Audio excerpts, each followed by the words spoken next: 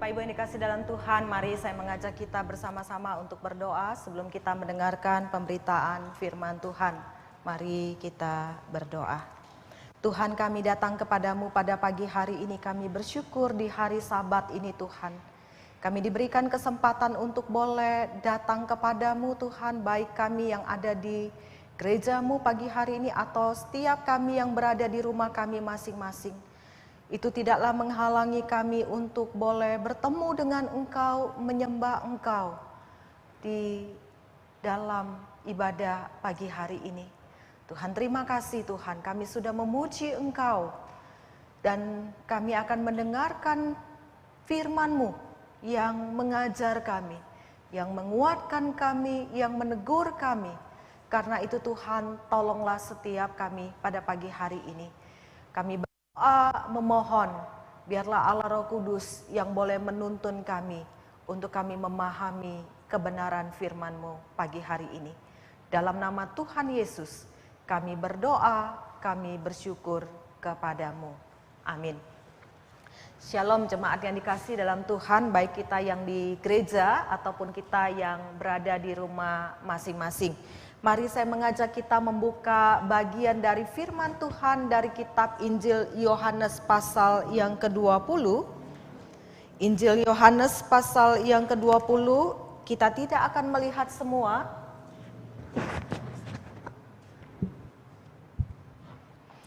Kita akan melihat dari ayat yang ke-20 sampai ayat, kita lihat ayat yang ke-19 sampai ayat yang ke-21 saja.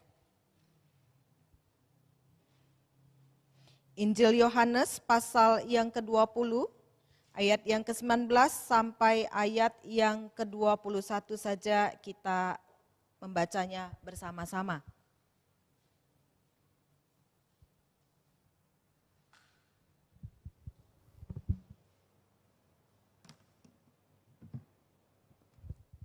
Sudah dapat ya? Mari saya baca ayat 19, Bapak Ibu Saudara baca ayat yang ke-20.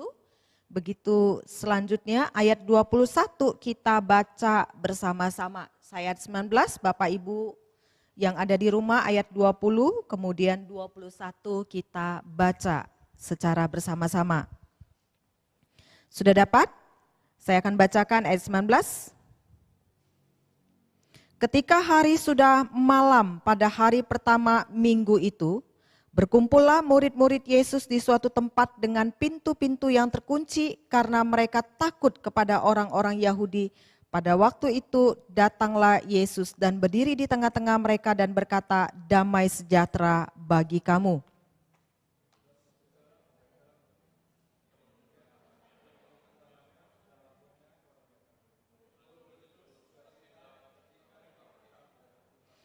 Maka kata Yesus sekali lagi, "Damai sejahtera bagi kamu, sama seperti Bapa mengutus aku, demikian juga sekarang aku mengutus kamu." Nah jemaat yang dikasih dalam Tuhan, kalau kita melihat sebelum kematian Tuhan Yesus di atas kayu salib, penulis Injil mencatat ada 7 perkataan terakhir yang diucapkan Yesus di atas kayu salib yang dikenal dengan 7 perkataan salib. Ya, dan ini yang sering kali menjadi fokus yang diberitakan, dikhotbahkan di minggu sebelum Paskah atau di dalam ibadah rangkaian Jumat Agung. Nah, menarik sekali Bapak Ibu yang dikasih dalam Tuhan, setelah peristiwa kebangkitan Yesus, di dalam pasal terakhir penulis Injil Yohanes di dalam pasal 20 sampai 21 mencatat ada 7 perkataan Yesus setelah dia bangkit, di mana ada seorang penafsir mengatakan bahwa 7 perkataan Yesus setelah dia bangkit ini adalah sesuatu yang lebih penting dan sesuatu yang menarik perhatian kita lebih besar lagi, yang mungkin tadinya kita berpikir bahwa ini adalah perkataan biasa saja. Nah hari ini kita lihat apa saja 7 perkataan Tuhan Yesus setelah dia bangkit. Ada damai sejahtera bagi kamu, sebagaimana Bapa mengutus aku, demikianlah aku mengutus kamu. Terimalah Roh Kudus, janganlah engkau tidak percaya lagi, melainkan percayalah Berbahagialah mereka yang tidak melihat namun percaya. Gembalakanlah domba-dombaku. Dan yang ketujuh adalah ikutlah aku. Hari ini kita akan melihat bersama-sama perkataan Yesus setelah dia bangkit. Yang pertama yaitu damai sejahtera bagi kamu. Nah, saudara yang terkasih dalam Tuhan, peristiwa Yesus ditangkap dan disalibkan adalah sebuah peristiwa yang kita tahu bahwa itu adalah sebuah peristiwa yang tidak bisa dimengerti oleh para murid Yesus. Peristiwa Jumat Agung itu bukan hanya membuat para murid itu menjadi syok, kaget gitu. Tetapi di situ kita melihat bahwa para murid juga sedang sangat ketakutan terhadap orang-orang Yahudi karena mereka tahu mereka bisa menjadi incaran yang berikutnya. Belum lagi kalau kita ketahui bahwa dikatakan bahwa mayat Tuhan Yesus hilang. Ada murid-muridnya mengatakan bahwa Tuhan Yesus bangkit, kemudian ada berita fitnah yang diberikan kepada mereka, yang tujukan kepada mereka bahwa para muridlah yang mencuri mayat Tuhan Yesus. Nah, saudara yang terkasih dalam Tuhan, para murid ini mereka sedang berada di dalam situasi yang mencekam, kebingungan dan sangat ketakutan. Maka tidak heran saudara penulis kitab Injil Yohanes menggambarkan begitu ketakutannya para murid di hari Minggu pertama itu, mereka mengambil waktu berkumpul di malam hari. Sudah jelas bukan di siang hari, tetapi di malam hari, di waktu yang sangat gelap, yang tidak banyak orang lewat, yang mungkin mereka sudah di rumah masing-masing. Jelas para murid ini sedang berada di satu tempat yang tidak mau orang lain tahu. Satu tempat rahasia bersembunyi. Nah, tidak jelas tempat siapa itu. Tetapi kemudian mereka bukan hanya berkumpul di tempat itu malam hari, tetapi di situ Alkitab menggambarkan mereka mengunci semua pintu, kemudian mereka mengunci semua jendela dengan rapat. Dan ini menunjukkan bahwa para murid mereka merasakan tidak aman. Mereka harus menyembunyikan diri mereka. Nah, saudara, di dalam kondisi dan suasana yang mencekam itu, para murid yang ketakutan dan yang bingung, tiba-tiba Yesus datang dan berdiri di tengah-tengah mereka. Yesus berkata kepada mereka di ayat 19 tadi, damai sejahtera bagi kamu. Saudara, sapaan yang diucapkan oleh Yesus ini merupakan sebuah salam yang sangat umum, yang biasa dipakai di dalam tradisi Yahudi, yaitu shalom. Dan sampai saat ini, salam itu masih digunakan. Nah, saudara, ketika Yesus mengucapkan salam, damai sejahtera bagi kamu, kepada para murid-muridnya, apakah ini merupakan sebuah sapaan yang biasa saja? Atau ini mengandung sebuah makna khusus yang Tuhan Yesus tujukan khusus kepada para murid-muridnya? Nah, saudara, mari kita lihat saudara, apa makna khusus yang disampaikan oleh Tuhan Yesus kepada para muridnya lewat salam ini. Saudara, kalau kita melihat di dalam perjanjian baru saudara, jelas sekali kata damai sejahtera ini selalu dihubungkan dengan apa yang telah diselesaikan oleh Yesus Kristus lewat kematiannya dan melalui kebangkitannya.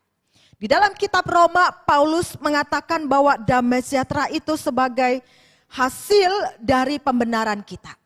Di dalam Roma 5 ayat 1 di situ dikatakan, sebab kita yang dibenarkan karena iman, kita hidup dalam damai sejahtera dengan Allah oleh karena Tuhan kita Yesus Kristus.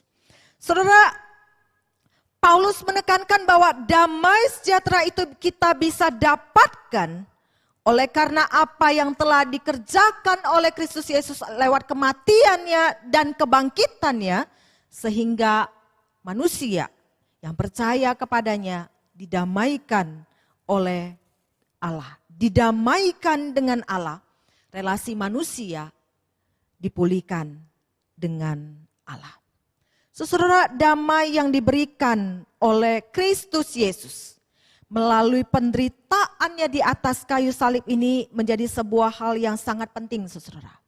Karena kalau kita melihat di dalam diri kita secara natur manusia, Alkitab menekankan bahwa manusia di dalam natur yang berdosa.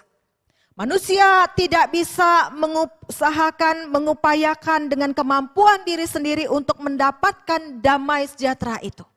Manusia, Alkitab tekankan bahwa manusia itu bermusuhan dengan Allah. Manusia melawan Allah dan hasilnya terputusnya hubungan manusia dengan Allah. Dan akibatnya ikut merusak hubungan manusia dengan sesamanya. Saudara, Alkitab katakan bahwa manusia di dalam natur dosa itu adalah orang-orang yang hidup di dalam kegelisahan, hidup di dalam dosa dan murka Allah. Akan tetapi saudara, dengan kematian Yesus di atas kayu salib itu bagi orang berdosa, ketika hukuman itu ditimpakan kepadanya, hasilnya saudara, Yesus telah mendamaikan kita dengan Allah. Terjadinya sebuah pemulihan relasi kita dengan Bapa yang di sorga. Dia menganugerahkan damai sejahtera dengan mengampuni dosa-dosa kita dan memberikan sebuah jaminan kepastian kepada setiap kita yang percaya kepadanya. Oleh karena itu saudara, yang perlu kita camkan baik-baik saudara, bahwa tanpa salib Kristus itu, tanpa kita percaya kepadanya dengan apa yang sudah dia kerjakan bagi kita, manusia tidak mungkin bisa mengusahakan hidup damai dengan Allah. Manusia tidak mungkin memiliki jaminan kepastian keselamatan tanpa salib Kristus. Manusia tidak bisa memiliki persekutuan dengannya seperti hari ini ketika kita beribadah, menikmati ibadah dengan Tuhan. Saudara, jadi kalau kita melihat ketika Tuhan Yesus yang bangkit itu hadir di tengah-tengah para muridnya yang sedang ketakutan itu. Saudara, kita tahu bahwa para murid Tuhan Yesus ini, mereka ini adalah orang-orang yang gagal untuk percaya kepada Tuhan. Mereka adalah orang-orang yang mungkin di dalam bagian yang menyangkal Tuhan Yesus. Mereka adalah orang-orang yang lari ketakutan. Saudara, mereka ini termasuk orang-orang yang perlu didamaikan dengan Tuhan. Relasi mereka ini perlu dipulihkan. Oleh karena itu saudara, perkataan Yesus di malam Paskah pertama itu melengkapi dari apa yang sudah Tuhan kerjakan di atas kayu salib. Memberikan damai sejahtera bagi para murid-muridnya pada waktu itu. Nah saudara yang terkasih dalam Tuhan, bukan hanya itu saja saudara. Di situ kita melihat bahwa ketika Yesus mengucapkan damai sejahtera bagi kamu, saudara, kita tahu bahwa ini adalah sebuah hal yang kontras dengan kondisi para murid pada waktu itu. Saudara, para murid itu baru saja mengalami peristiwa minggu yang paling traumatis di dalam hidup mereka. Mereka di dalam situasi yang bingung, tidak ada damai dan penuh dengan ketakutan, saudara. Selama 3 tahun lebih mereka mengikut Yesus, mereka telah melihat mujizat yang Yesus lakukan. Mereka telah mendengar pengajaran Yesus dan mereka masih belum siap dengan apa yang akan terjadi nanti berikutnya, saudara. Dan ketika mereka berada di Taman Getsemani, Yesus dan kedua muridnya, beberapa muridnya itu, tiba-tiba Yesus ditangkap dan disalibkan. Kemudian tiba-tiba kubur yang kosong itu dan beberapa orang mengatakan bahwa Yesus bangkit. Yesus menampakkan dirinya. Saudara, kontras dengan kondisi pada murid ketika Yesus katakan damai sejahtera bagi kamu. Nah saudara, di dalam tempat persembunyian mereka itu, di malam hari itu, kemudian di situ dikatakan bahwa Yesus datang. Saudara, 1 menit yang lalu, para murid itu mereka sendirian saudara, dengan sangat ketakutan. Tetapi menit kemudian saudara, Yesus hadir di tengah-tengah mereka. Saudara, bisa kita bayangkan saudara, Ketika Yesus hadir dan perkataan Yesus itu damai sejahtera bagi kamu. Sudah jelas ini merupakan sebuah perkataan yang menenangkan jiwa para murid yang sedang ketakutan pada waktu itu. Ayat 20 di situ digambarkan saudara bahwa dan sesudah berkata demikian, Yesus dia menunjukkan tangannya dan lambungnya. Kemudian di situ dikatakan para murid-murid itu bersukacita ketika mereka melihat Yesus yang telah bangkit ini. Yesus guru mereka, Tuhan mereka, orang yang sama dengan yang mati 3 hari yang lalu. Saudara, ini adalah sebuah hal yang menggembirakan, yang memberikan sukacita, yang menenangkan jiwa para murid-murid. Saudara, bisa kita bayangkan saudara, tadinya yang murid begitu gemetar, ketakutan di ruang atas saudara. Dan ketika Yesus berkata kepada mereka, damai sejahtera bagi kamu, seolah-olah Tuhan ingin berkata kepada mereka, jangan takut. Kata-kata itu melebihi dari kata-kata penguatan biasa, saudara. Sebelum Yesus datang, hati dan pikiran mereka diliputi dengan ketakutan, kegelisahan. Tetapi kemudian berubah, dipenuhi dengan shalom. Peace be with you.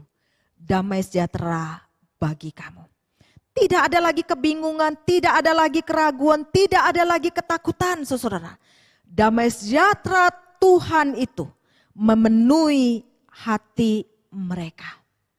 Seluruh kehadiran Tuhan Yesus yang telah bangkit itu dan perkataannya itu telah memberikan kekuatan yang baru, pengharapan kembali, dan nantinya kalau kita melihat sesuatu itu akan mengubah kehidupan para murid-muridnya sejak waktu itu.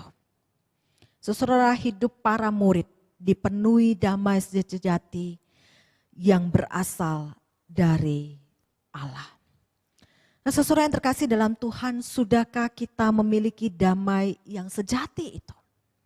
Damai sejahtera yang sesungguhnya yang kita dapatkan dari Allah. Saudara, tidak ada damai yang sesungguhnya yang bisa diberikan oleh dunia ini. Saudara, sebutkan siapa pemimpin di dunia ini yang bisa memberikan dan menjamin damai sejati kepada kita, saudara. Sebutkan. Saat ini kalau kita lihat saudara, seluruh dunia dipenuhi dengan kecemasan dan kepanikan, khawatir akan COVID-19, saudara. 1 tahun lebih sudah berlalu, saudara. Tetapi tidak ada satupun pemimpin dunia yang menjamin bahwa negara mereka bebas dari COVID, saudara. Kita lihat efek dari masa pandemi ini, saudara, membuat kesulitan ekonomi, usaha yang banyak yang harus tutup, saudara. Kehilangan pekerjaan. Anak-anak muda yang bingung, yang takut dengan masa depan mereka yang tidak jelas. Banyak anak muda sekarang yang sudah mereka tamat kuliah, wisuda online, tetapi pekerjaan mereka tidak mendapatkan, saudara. Belum lagi kematian orang-orang yang kita kasihi, saudara. Dan tiba-tiba kita tahu beberapa hari ini bencana alam yang datang secara tiba-tiba. Masyarakat yang ada di Kupang sana mereka tetap merasakan tidak aman karena takut bencana alam itu terjadi lagi. Tidak ada damai di dalam hidup mereka. Dan itu menyebabkan, saudara, banyak orang mengalami kekhawatiran, kegelisahan, kebingungan, dan ketakutan, saudara. Tapi saudara, di tengah kondisi yang kontras mungkin yang kita alami saat ini, saudara, Yesus menawarkan kepada kita, Dia mau memberikan damai sejahtera Allah yang sesungguhnya kepada setiap kita yang percaya kepadanya. Saudara, tidak ada cara lain. Kalau kita mau menginginkan damai sejahtera yang sesungguhnya itu, maka kita harus betul-betul sungguh-sungguh datang kepadanya secara pribadi. Menerima Dia dengan iman, percaya kepadanya. Dan bukan hanya kita didamaikan dengan Allah, relasi kita dipulihkan dengan Allah, tetapi hidup kita juga mendapatkan sebuah kepastian, saudara. Damai sejati Allah diberikan kepada kita. Filipi pasal yang keempat ayat 6-7 mengatakan bahwa damai Allah itu memenuhi hidup kita, saudara. Oleh karena Kristus, damai sejahtera Allah yang sejati itu mampu memenuhi hidup kita di tengah segala kekhawatiran, di tengah segala ketakutan kita pada hari ini. Saudara yang terkasih dalam Tuhan, sudahkah damai sejahtera Allah itu benar-benar ada di dalam hati kita, memenuhi hati dan pikiran kita saat ini? Minta kepada Tuhan yang memberikan kepada para murid-murid itu, dan dia juga bisa memberikannya kepada kita. Damai sejahtera bagi kamu. Saudara, kemudian kita lihat di dalam ayat 21, saudara. Di situ kita lihat bahwa Yesus kembali mengucapkan salam yang sama kepada muridnya. Damai sejahtera bagi kamu. Saudara, kemungkinan ini Yesus mengingatkan kembali para murid di mana sebelum Yesus menuju salib itu Yesus telah menjanjikan damai sejahtera kepada para murid-muridnya di dalam Yohanes 14 ayat yang ke-27 dan kemudian di dalam Yohanes 16 ayat yang ke-33, saudara. Mari kita membuka bagian firman Tuhan di dalam Yohanes 14 ayat 27. Kemudian kita lihat di dalam Yohanes 16 ayat yang ke-33. Saya bacakan untuk kita semua. Damai sejahtera aku tinggalkan bagimu, damai sejahteraku kuberikan kepadamu, dan apa yang kuberikan tidak seperti yang diberikan oleh dunia kepadamu. Janganlah gelisah dan gentar hatimu. Kemudian di dalam Yohanes 16 ayat 33 di situ Tuhan mengulangi kalimat yang sama kurang lebih. Sesemuanya itu kukatakan kepadamu, supaya kamu beroleh damai sejahtera dalam aku. Dalam dunia kamu harus menderita penganiayaan, tetapi kuatkanlah hatimu. Aku telah mengalahkan dunia. Nah, saudara, Yesus tahu bahwa kematiannya itu telah mengguncangkan iman para murid.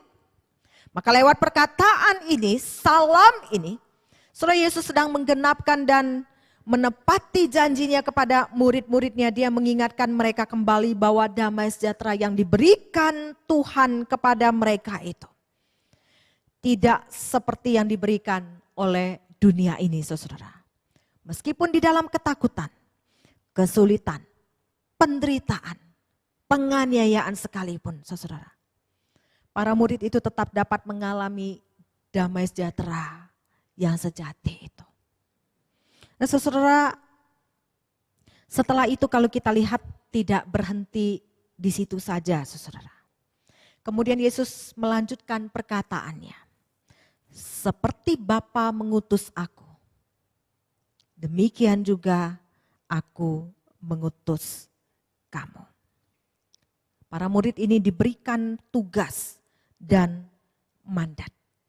Saudara, mereka yang sedang berada di dalam tempat persembunyian itu, yang tadinya sangat-sangat ketakutan itu.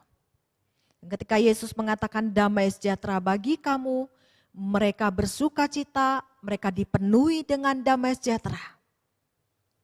Now, sekarang, kamu yang sudah mengalami damai sejahtera itu, sekarang keluar dari tempat persembunyianmu dan pergi beritakan Injil Kristus sebagai misionarisnya. Saudara, final point dari perkataan Yesus kepada murid-muridnya bahwa kamu sekarang memiliki tugas yang harus kamu lakukan. Shalom, damai sejahtera bagi kamu seperti Bapa mengutus aku, demikian juga aku mengutus kamu. Saudara, jelas sekali pengulangan perkataan Yesus ini bukan hal yang disengaja atau sebuah hal yang umum biasa saja, saudara.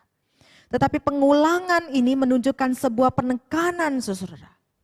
Jelas sekali, para murid itu Yang tadinya tidak ada damai sejahtera, kemudian mereka sudah menerima damai sejahtera itu, mereka sudah dipulihkan relasi mereka. Hati mereka dipenuhi dengan damai yang sesungguhnya. Karena itu mereka dipanggil untuk memberitakan Injil Kristus. Saudara, kalau mereka belum mengalami damai sejahtera itu, kalau relasi mereka belum dipulihkan dengan Allah, kalau mereka belum hidup di dalam damai yang sesungguhnya itu, maka saudara mereka tidak akan pernah bisa menyimpan kabar baik itu untuk diri mereka sendiri.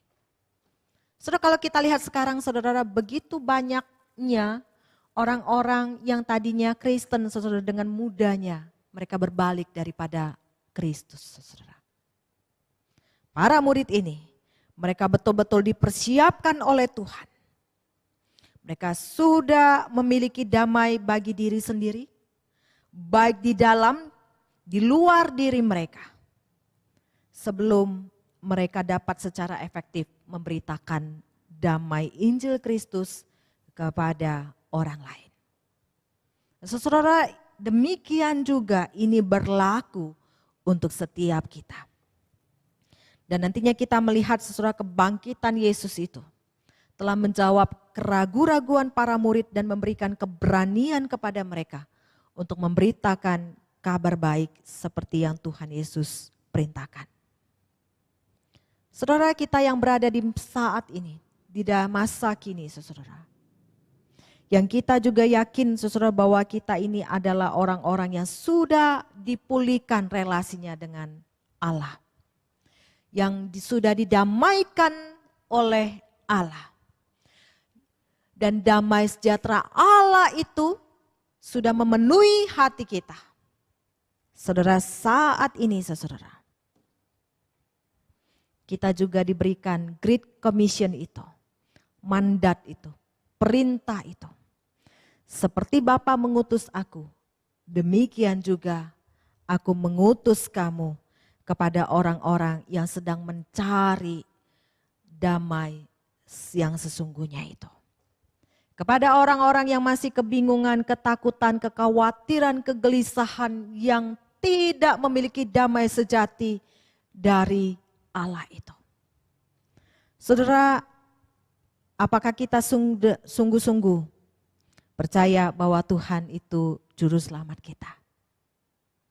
Apakah kita sungguh-sungguh percaya dan mengakui bahwa kita ini adalah murid Yesus itu? Kalau iya saudara, maka ini perintah mandat juga berlaku untuk setiap kita. Saudara, kita tidak perlu pergi ke seluruh dunia saudara. Tapi di sekeliling kita, tetangga kita, bahkan saudara kita, keluarga dekat kita. Bukankah ada orang-orang yang belum mengalami damai sejahtera yang sesungguhnya itu? Saudara, maukah kita sungguh-sungguh melakukan dengan sepenuh hati, mengusahakan yang terbaik dari hidup kita untuk betul-betul mengutamakan mandat yang Tuhan berikan kepada kita itu sebagai tujuan dari hidup kita. Saudara, John Stott mengatakan, saudara, katakan bahwa gereja, orang-orang Kristen, pertama-tama dia sangat memerlukan, mengalami, dan memiliki jaminan damai Kristus itu, saudara. Sudah didamaikan, sudah dipulihkan, sudah mengalami damai Kristus yang sejati itu, damai Allah yang sesungguhnya itu. Dan melalui kebangkitannya, keraguan-raguan itu dibuang. Dan pada waktu kita melihat Yesus dengan sukacita, dan pada waktu kita dengan jelas mengenali Dia sebagai penyelamat kita yang telah mati dan bangkit itu, maka tidak ada satupun, nothing, dan tidak ada satupun yang mampu untuk membungkam kita untuk memberitakan damai Injil kepada semua orang, agar orang-orang itu juga menerima anugerah damai sejahtera itu. Saudara yang terkasih dalam Tuhan, kita dipanggil bukan hanya untuk tinggal diam di kamar persembunyian kita, di tempat nyaman kita. Tetapi kita dipanggil keluar dari tempat kita masing-masing, beritakan Injil damai itu. Nah, saudara yang terkasih dalam Tuhan, biarlah firman Tuhan pada pagi hari ini kita boleh lakukan di dalam kehidupan kita. Dan Tuhan berkata, damai sejahtera bagi kamu, bagi setiap kita. Tuhan memberkati. Mari kita berdoa.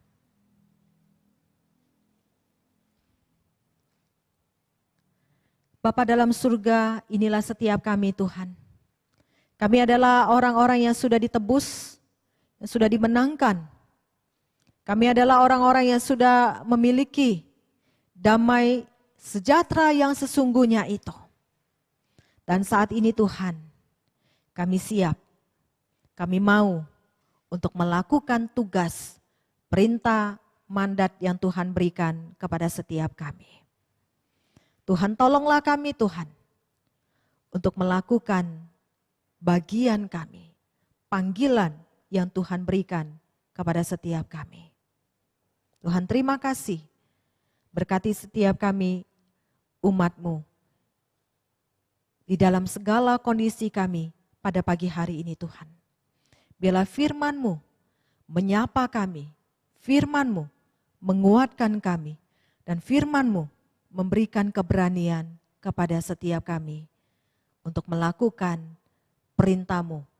Dan ketika Engkau datang kedua kalinya Tuhan, menjemput kami, atau ketika kami bertemu dengan Engkau nanti kembali Tuhan, kami boleh berdiri sebagai murid Kristus di hadapan-Mu.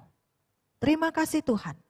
Di dalam nama Tuhan Yesus kami berdoa, kami bersyukur kepada-Mu. Amin. Tuhan memberkati setiap kita.